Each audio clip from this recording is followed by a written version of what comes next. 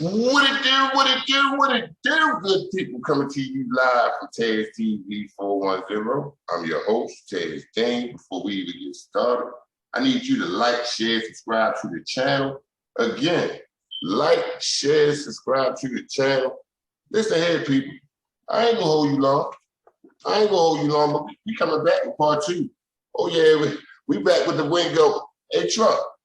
What's up, boss? How you feeling, man? Feeling good, man. Man, how the family? Doing real good, man. Everything real good. I'm the only one, that they got to worry about, because they good. Already, that's good to hear. Now listen, let's get straight to it, because I ain't gonna hold them long. Growing up around Emerson Avenue, right? Right.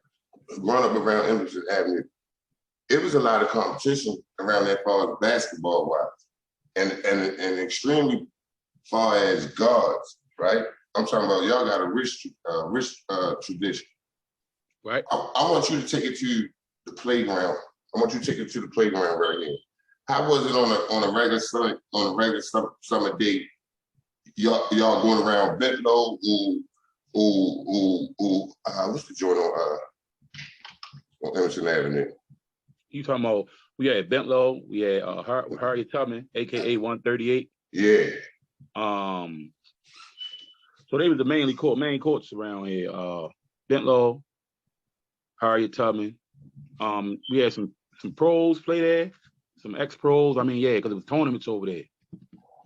Now, it's right there on Harlem. It's right there on Harlem and Monroe basketball court. Now, how was that? I want you to try to paint the picture for the people, growing up around Emerson Avenue, and as far as how I was on the court and off the court. If you can. We're gonna start with on the court first. Mm-hmm. As far as on the court, I was always the youngin'. Okay. I probably was the first youngin' playing with the old heads. Chucky Moore, mm-hmm.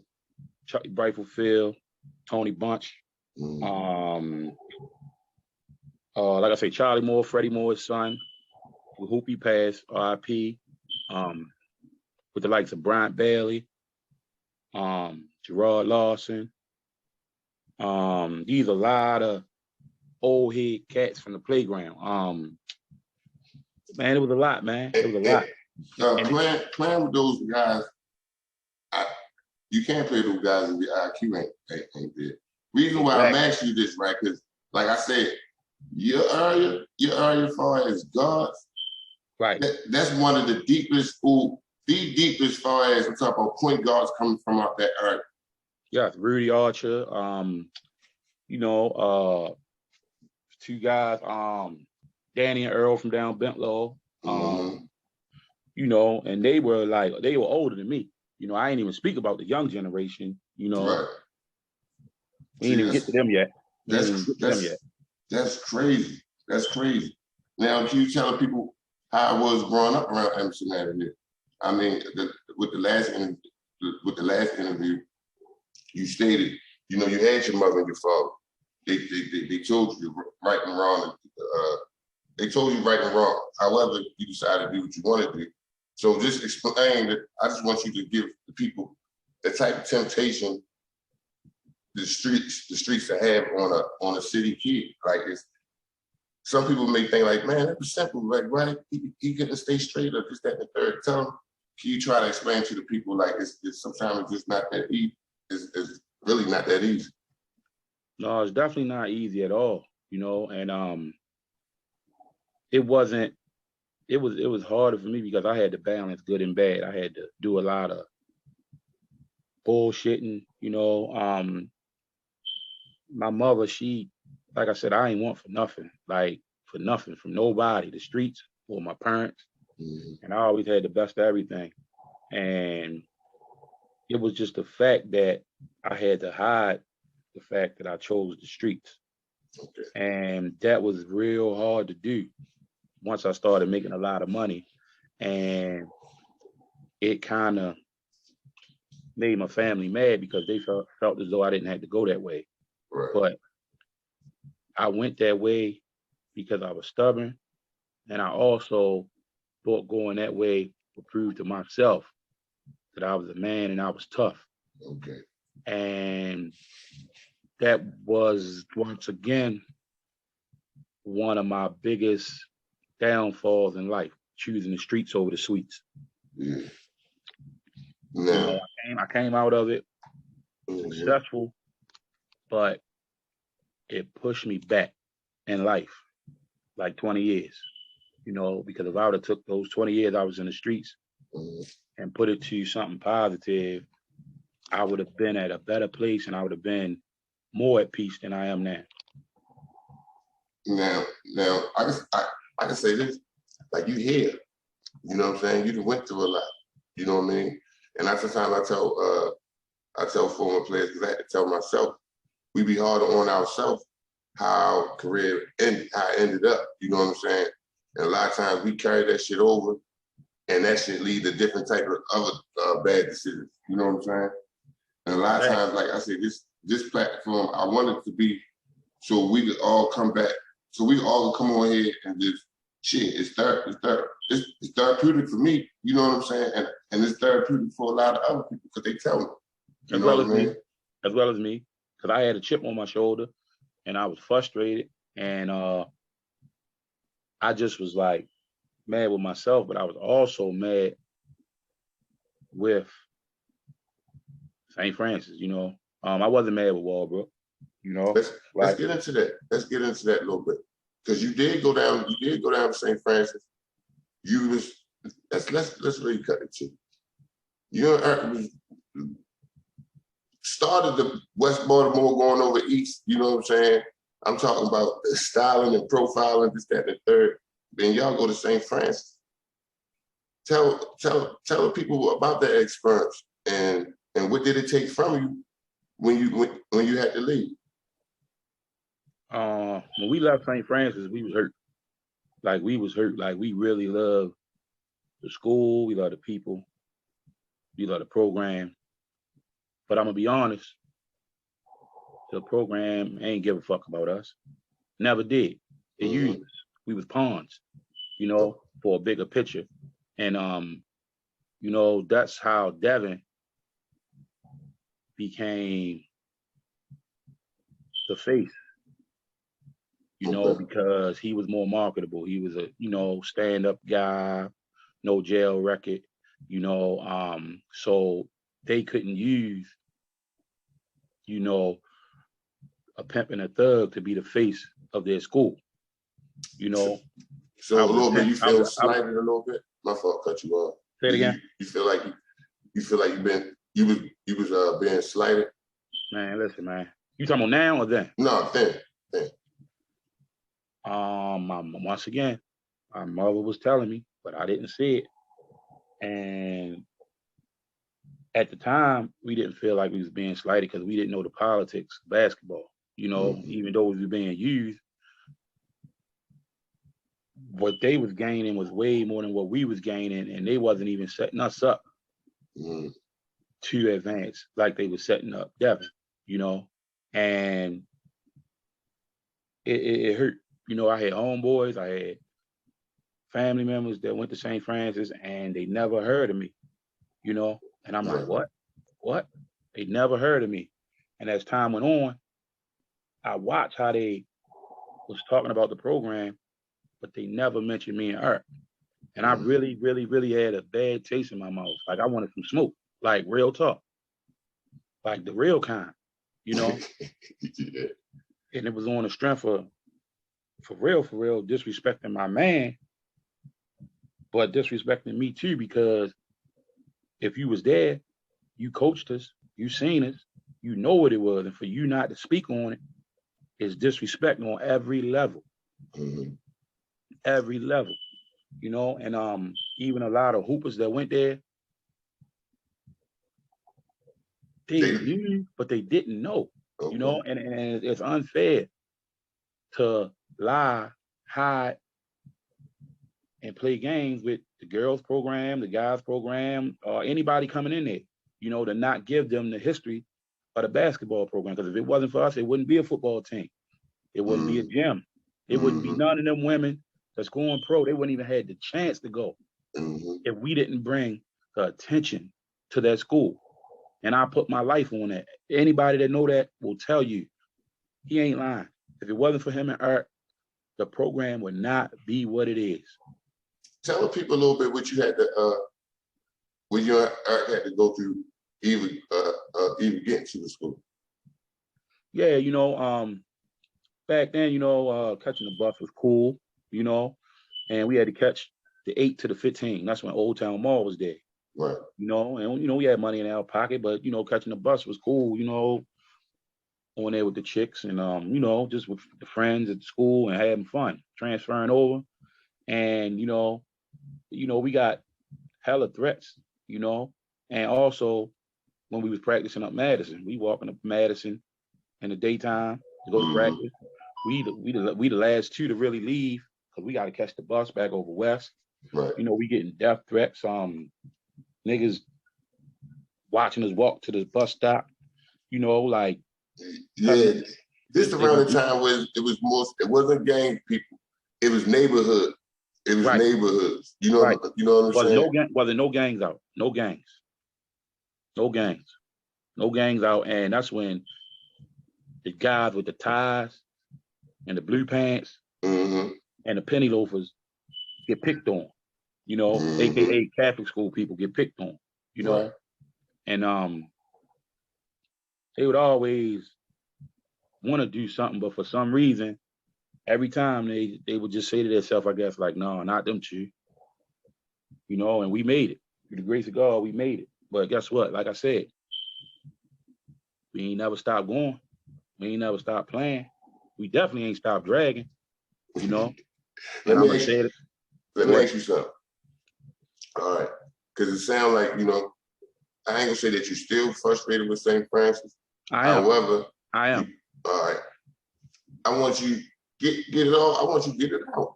I want you to get it out. You know what I'm saying? Like, if it feel like, because this is what it sound like to me. And this could be nipped in the bud real quick, easy. Just to acknowledge it. You know what I'm saying? Like we did have an undefeated team before Blase Blah. Like that's an easy fix. You know what I mean? Now, do you think people didn't holler at you because they feel like they couldn't talk to you, or they ain't know you did or something? Repeat the last part. You said they ain't know what? I said, my fault. I knew that. I was probably mumbling. I said, do you as far as the people? I said, as far as the people, damn. I said, as far as the people, damn, I forgot at the end of that question. But anyway, we'll keep going. It's gonna pop back in my head. I'm like, I think you said where the people, could the people talk to me, or were they afraid to say something, or why? Yeah, all right, there we go. Yeah, since you got since y'all got put out, right? Right. And this, you know how I'd be like out of sight, out of mind type deal. Right.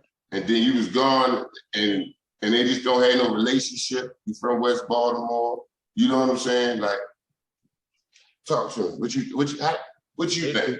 I'm just trying to play both sides. I'm gonna nip it in the bud, and I'm gonna give you a clear picture, right? If we bust ass at St. Francis, left St. Francis, and then I bust St. Francis ass while I'm playing at Dunbar, and we still busting ass against other schools while I'm at Walbrook, then how could they forget? How can they forget? Point. Is what I'm saying. Check. Now look, I want to talk about that Simon Gratz game. You was on the court with Rasheed Wallace. Rasheed Wallace came up and played in the Junction. Cash Smith always talked about said that Rasheed was cool. But playing against that nationally ranked Simon Gratz team, how was that? I'm gonna let you talk, but while you on the phone, while you talking, I want you also do hurry up and look for the point guard that was the point guard for Simon Gratz at the time, because he went to a D1 school. Boy was nice. Because I got something to say about him too. He was a redhead dude. He's a point guard at the time. And if you say his name, I'm going to know it.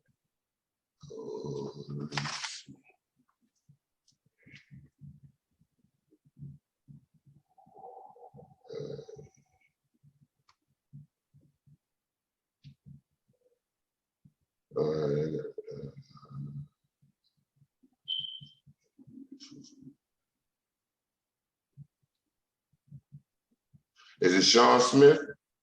Nope.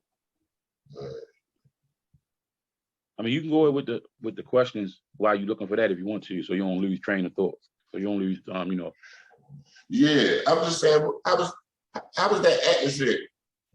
Like y'all had to come in, y'all had to play against y'all at home, y'all about to play against a nationally ranked team and a future NBA player. What was your mindset going through that? I mean, going through that. Man, going into that game. That was bigger than the Metro Classic. That was the biggest stage that I ever played on in my life because once again, like it was sold out. It was, oh man, it was just like It was so many stories. It was unbelievable. It was unbelievable. Yeah. I'm talking about the hype, the crowd, the superstars that was there, the celebrities. It was unbelievable, like unbelievable. And that's what I was trying to say, basically, like, once again, the level me and Eric played at and what we brought to high school basketball. You didn't play. What? I'm kind of frustrated. Now. You ain't play AAU enough? No, nope. Damn. Now my brother, Nate Wingo, he played AAU, you know, and guess what? He was dragging too, but he didn't want to catch the bus to school. Okay. So that nigga went to Carver, you know. But Bucky Lee was his man. You know, okay. Bucky Lee, yeah. My brother was so nice. Bucky Lee came and got him and took him over east with him. You know, took him over east. You gotta be something in town. Bucky ain't gonna play with you. I'm trying to tell you, Jack. You know, it's in our blood. It's in our blood. You know, but my brother wasn't as passionate. But you know, he was like, all right, he had it. He ain't want to practice. He ain't want to do nothing. Let me see. I'm gonna share this screen. This bad with his people. No, this ain't Francis. This ain't Francis defeat. Can you see this? Can you see the screen? Yeah, but now it's good, so it's hard to see. I pulled up the game. St. Francis defeats number 5 St. Joe 67-55. For the second time in 4 days, number 5 Mount St. Joseph lost. This time to number 13 St. Francis 67-55 in a Catholic League game last night at the University of Baltimore. Senior center Devin Gray led St. Francis with 23 points, 12 rebounds. Eric Curl added 18 points and 10 rebounds. Michael Smith and Antwan Wingo had 15 and 11 respectively. And y'all freshmen at this time, right? No, we were the juniors when Mike Smitty got there. Juniors. I mean, sophomore. All right. Yeah, sophomore when Smitty got there.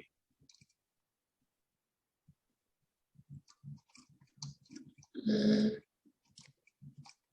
I'm looking through the box scores. Yeah, because like I said, Phil Dixon and Smitty came the second year we was there. And Bino.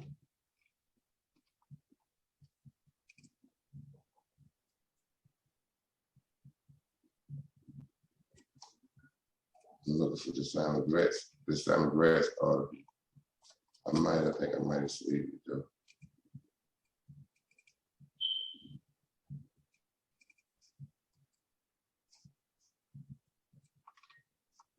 Probably got put in function in the junction.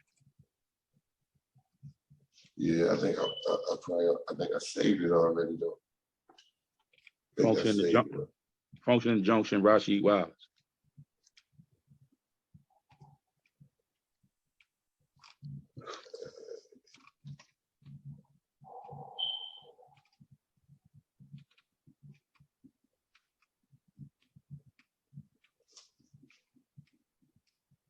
Now in the summertime, did you play during the summertime or you just trapping the whole summer? No, I played summertime. You know, I went to 5-star basketball camp. I played BNBL. I played Project Survival. You know,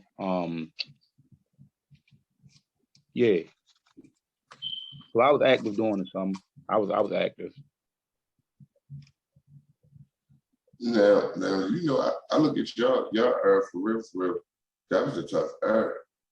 I'm talking about guards and wings, and you had a few bigs, but as far as point guards and wings, Doug, this is what I'm trying to tell you, Doug. When me and Eric played, the ball was set at the top for everything. Like these guys now they wouldn't even probably make the team when we played. When we played, the level was so high. And I'm gonna say this too, to just let people know and give them something real simple. Number one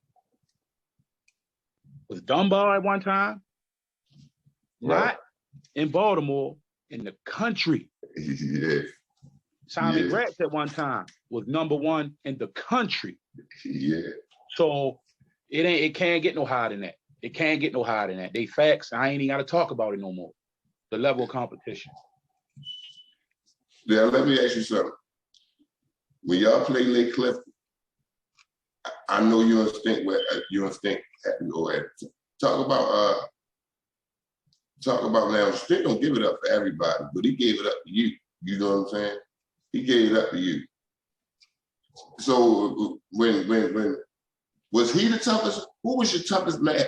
Give me your top three. You only got to be in no order, but you knew you had to. You knew you had to play. You know, there's always the guy that you're like, all right, this gonna be a game. I'm gonna tell you, it was Stink Nut and the oldest K-Song. Okay. Not the young brother. It was the oldest K-Song. I don't know if that was David or Damon. David. Yeah.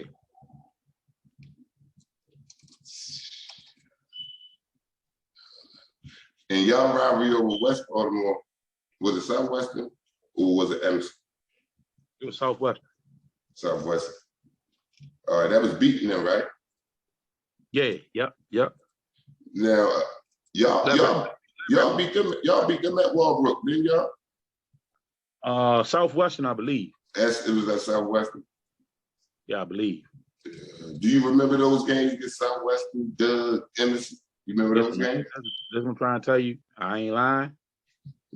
Every game we played at Walbrook or St. Francis was a packed house, sold out. Wherever we went, my nigga, like everybody followed us. Like we brought the hype. Everywhere we went. So every game was packed. I'm talking about packed.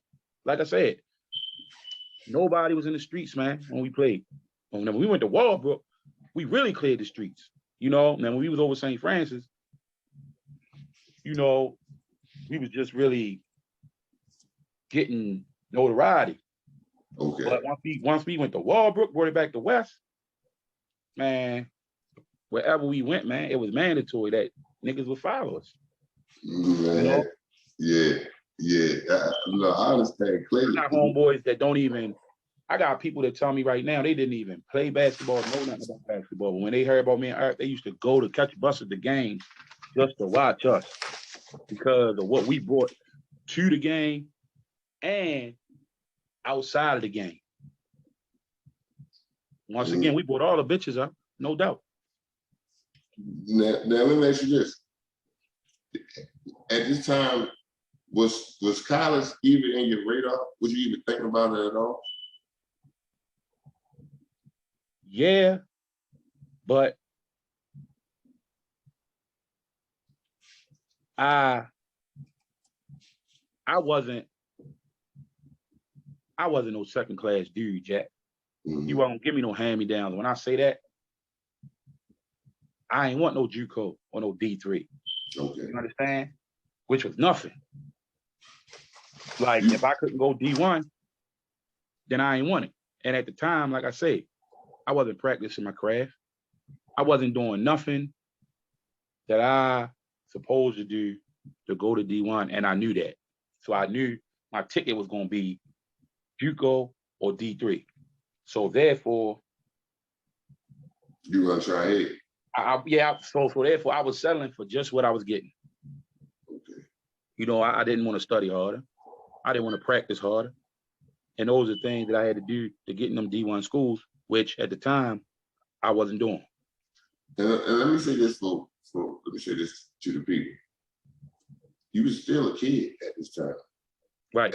And at the time you were a kid and you making money. Because at that time, hustling, yeah, y'all was coming out with some money. Y'all had a couple dollars. So just imagine a kid having all his resources. I mean, having his money. You did what kid, you did what a street kid would do. You know what I'm saying? So that's why I tell people like this. People think street kids could just say, you know what, I'm gonna go to school or I'm gonna do X, Y, Z. And I tell people all the time, if you tell somebody, you tell one of those street kids, you gotta have something. You gotta have something already in place for them. You can't just tell them stop hustling and go to school. No, because it's like they motherfuckers don't comprehend it like that. You know what I'm saying? It's hard, man. And see, now it's like it ain't about what you got for them. It's the person you putting in front of them to relay a message. It could be somebody that's broke, but if they believe in that person they talking to, they gonna listen. Right. You know, so it all depends on the messenger right now. Man, this is what I'm because we were just talking. This felt like more so like a conversation. I wanted to get, and we can do this on the next one. I want to get more into the conversation about the relationships you had with your coaches. When after high school, when the ball dropped, when it stopped, right? How did you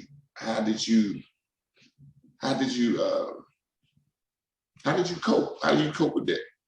You know what I mean? How you cope? Talking about as far as there's no more school ball. Now you out here as a grown man type. Okay. After that, like I said, my mother was already frustrated with me, like real mad. She wanted some smoke because she spent all that money in private school, you know, and she knew that I didn't have to do what I was doing. My mother was buying me lambskins to wear to school, man. When I was in 5th and 6th grade, you know, niggas on the corner ain't even had that shit. You know what I'm saying? So I'm just letting you know I was good. Right.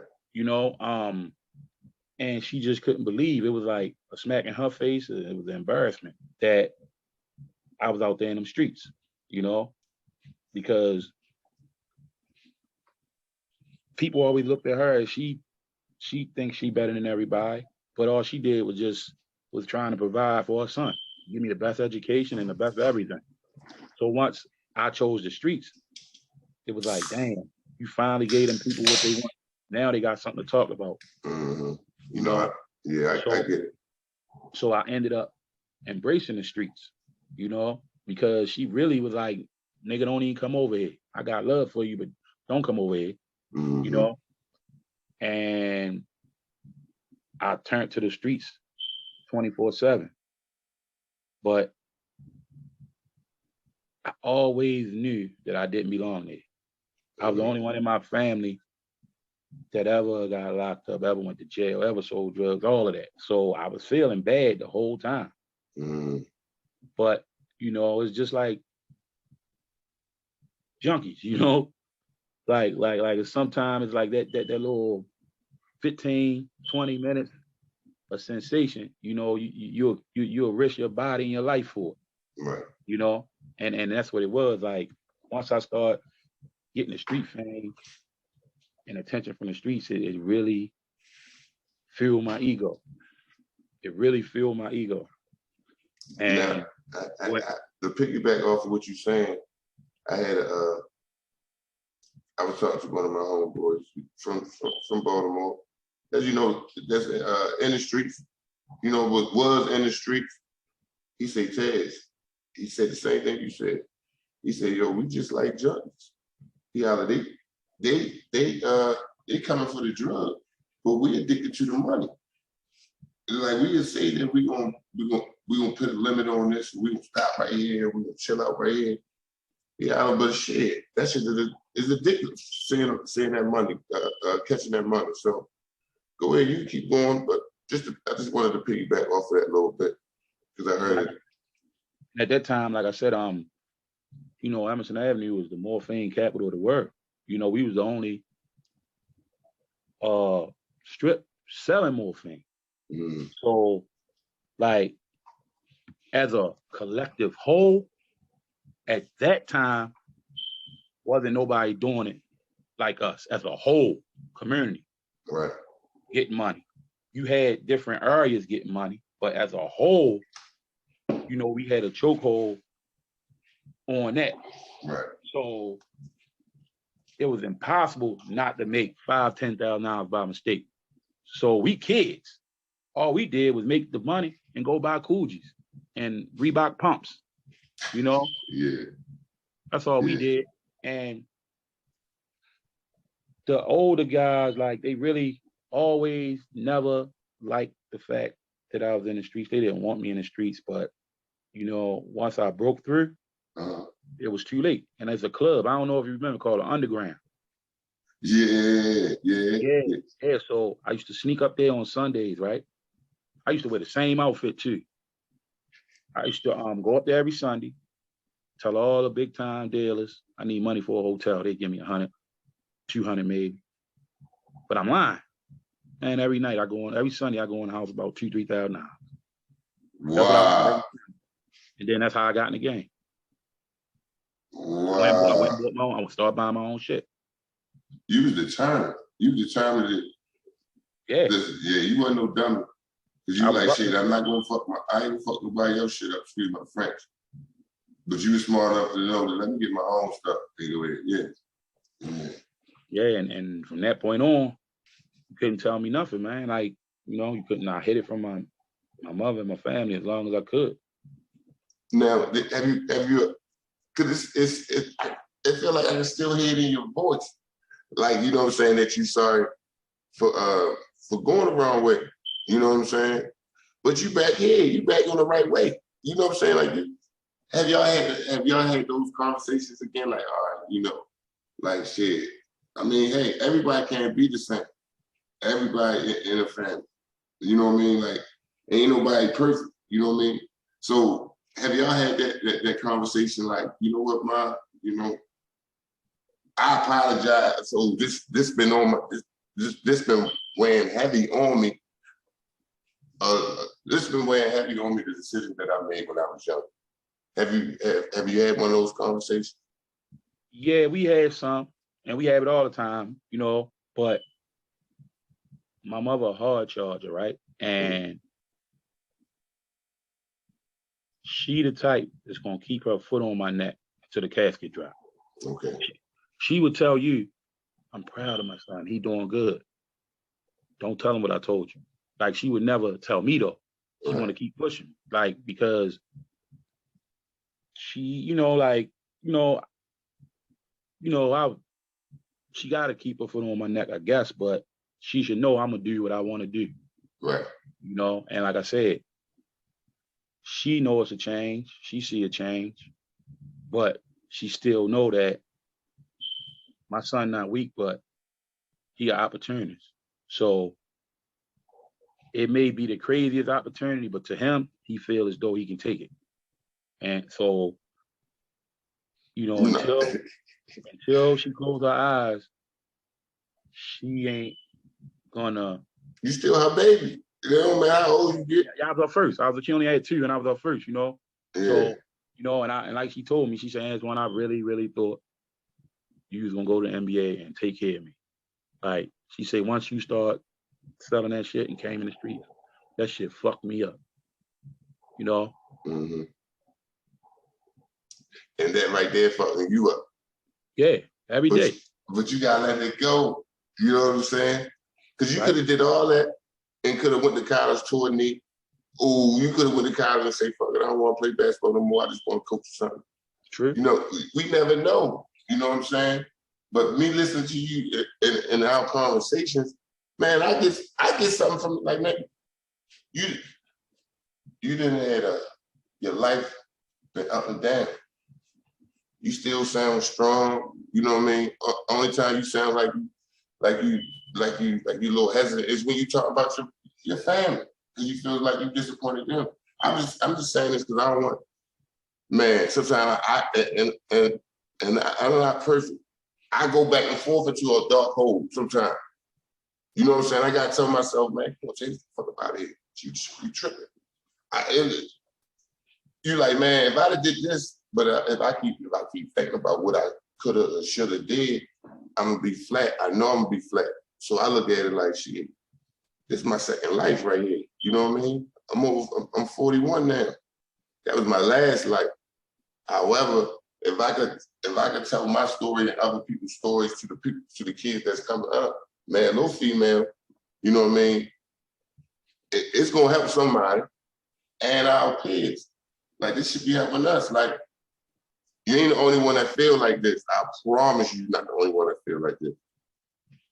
And the sad part, right? Like, I'm good. And my mother good. We good. We ain't want for nothing, right? Mm-hmm. But for the last about 5 to 7 minutes, my eyes been watering like real heavy. You know? Like, you gotta let it out. You gotta let it out, man. Cause you overcame some shit. And you still here. You don't sound like you talking out the side of your head, none of that. But you gotta let that hurt. You gotta let that hurt. You gotta let that energy out. Because sometimes that shit get overbearing. Yeah, it do. And like I said, like, between real talk, Mm-hmm. the St. Francis shit, how they carried me and Eric, Eric passing, and like I said, just me disappointing my mother, like, all of that shit affects me from time to time, day to day, and I do go into a dark hole, you know, but I keep it moving. People don't know, you know? Yeah. And once again, I used to tell my mother, I used to go off. Like, because I had family members that went to St. Francis and homeboys, and I would go over the game. My mother, like, she would speak to the staff and everything. I look at them like they crazy, you know? Mm-hmm. And she like, Antwan, look, don't say nothing to people. I said, as soon as one of them say one thing, if they speak, I'm going to cuss their ass out, you know?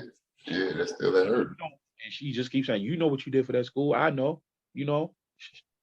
I said, Mom, but it's not right. It's not right. I send people over there to specifically ask questions, and they act like they can't speak on it. They act like they don't know. And I'm like, damn, what, man, I ain't did nothing to nobody. Like, what the hell? But you know what? I know Nick over there right now. Nick probably didn't know. You know, Nick from Dumbo. That's why he know. That's why he know. That's exactly why he know. That's exactly why he know. Y'all, do y'all have y'all don't have no banner up in there? Yeah, but guess what? Me and Eric name ain't on it. Like I said, it's about Devin. I thought y'all had a team joint. A team with all y'all names on it. And I don't even know if our name on the trophy in the case. Probably not. Man. Probably not. But like I said, Mr. Parson, Kevin Parson and Mr. Shelton, the 2 JV coaches, brothers can coach. Stand-up guys, man. Stand-up guys, man. You know, and guess what? Even up to this day, we always conversate, we rap. That's because they meant, you know, from day one, they was genuine. You know, but like I said, when I left basketball, probably about 90% of the people that I was dealing with in basketball, I never heard of from again. So that let me know what it really was. Yeah. Yeah. Now, I'm glad you're getting this out right now. Because where you at right now, right. This is me probably like maybe about 4, 5 years ago. Right. Like when I stopped playing ball and came back home, right, I was so angry with the game and angry with other motherfuckers, you know what I'm saying, on how my joint turned out. Now I'm gonna be honest, like I went to Dunbar. Right. I got Dunbar, the name was cool and everything, but I didn't get my schools off of Dunbar. Matter of fact, I got one. That's probably I want to say Northeastern. Right. But other than that, everything came off my AAU. Right. And then still with the AAU, I played with Cecil. I still didn't get it, man. This is what I'm saying. I feel like I was angry at the game. I was angry because I let motherfuckers use me. You know what I'm saying? And I was angry because I felt as though that I was supposed to be mentally, I supposed to be further than I am now. And the reason why I say that is because we get coddled, we get babyfied all the way up until we ain't even playing no more. And that's when we adults. So it's things that we should, that we supposed to learn coming out of school, some shit like that, or even while we was in school. Right. I ain't catching. I ain't learning. So I'm nobody fault with ours. Ain't nobody fault with ours. Right. Ain't nobody fault but my own. So, but now I'm trying to play it off. I'm making more mistakes because I'm not even asking what the hell I'm supposed to be doing. You know what I'm saying? Because I already know that people like, man, I'm supposed to know this already. I'm supposed to know how to do this already. When they was getting taught that, I'm playing ball. Somebody doing that for me. You see what I'm saying? Right. Yeah, so we gonna keep on talking, man, because like I said, this therapy, man. It's definitely therapy. It's definitely therapy. But what I'm gonna do right now, what you doing tomorrow? I ain't doing nothing at all, home. You trying to jump back on? Yeah, we get back on. Yeah, we're gonna invite another guard or two. You know what I'm saying? You can invite somebody if you want to, but it'll be another guard. And then we're gonna chop it up again. We're gonna chop it up again. And I just hope whenever we talking to somebody, gotta be OGs. I don't deal with no bluffing. Let's hit Stink. Half a man. Oh, Stink, you can put them on there. You can put Keon on there. We can go. All right, bet. Well, I'm gonna hit both of them and you do the same. I prefer Stink. Like just one-on-one, like, cause he gonna give it to you raw. And people listen to him and track record solid. So I'm quite sure you can get in touch with him. You know? Yeah, already. Yeah, so tell him what's going on, and he gonna be with it, you know, and more so on the strength of me, because that's my man, and he know about my story. I done reached out to him. We've been on airplanes talking about this shit, you know. So just reach out to him, let him know what's up, right? And you know, he probably gonna try to set the record straight, you know, on a broad platform. Already, yeah, Stink talk too. But we closing up out of here. People, we coming live from TazTV. You heard it. We will be back tomorrow. And stay tuned. Don't forget to like, share, subscribe to the channel. The more y'all subscribe to the channel, the further these stories get out to everybody. So holla.